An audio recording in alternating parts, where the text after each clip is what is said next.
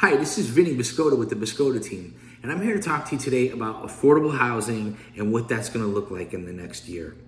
So right now, we have to look at the rate environment that we are just coming out of. So for the past few years, rates were historically low, and there were a ton of buyers in the market, and that created a ton of competition, and it led to people offering above the asking price, and that became the norm. People were signing appraisal waivers, just saying that they would pay the money in case it didn't appraise at what they were offering.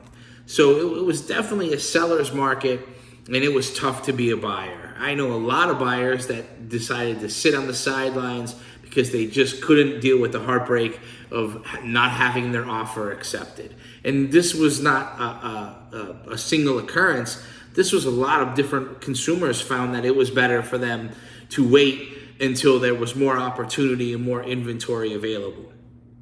So then that rate environment had moved on, and rates started to go up as a tool to deal with the inflation. So rates keep going up, and now people are getting qualified for less, or they're not able to get qualified for.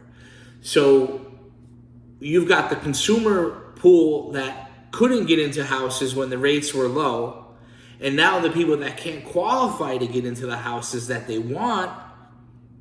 So as soon as rates come back down, there's going to be all of these buyers flooding the market, and there's not enough inventory right now to deal with that. I've said it before, but if you listed all of the Airbnbs today, it's still not going to be enough inventory to cover the demand for affordable housing that's out there right now. So a lot of times I'm talking about the importance of buying now instead of waiting for later. And this is one of the reasons behind it, is that the demand is going to be increased significantly when rates come back down, because there were the buyers that couldn't get in, and now they'll see it as an opportunity where they should be looking at it like, I can get into the house now and then I can refi the rate later, but I'm taking advantage of it before that demand comes and the properties start going up in value. Because if you're buying a $400,000 house and the property goes up 5%, that's 20 grand. The difference between 7% and 5% on a $400,000 home is $6,000. So what would you prefer?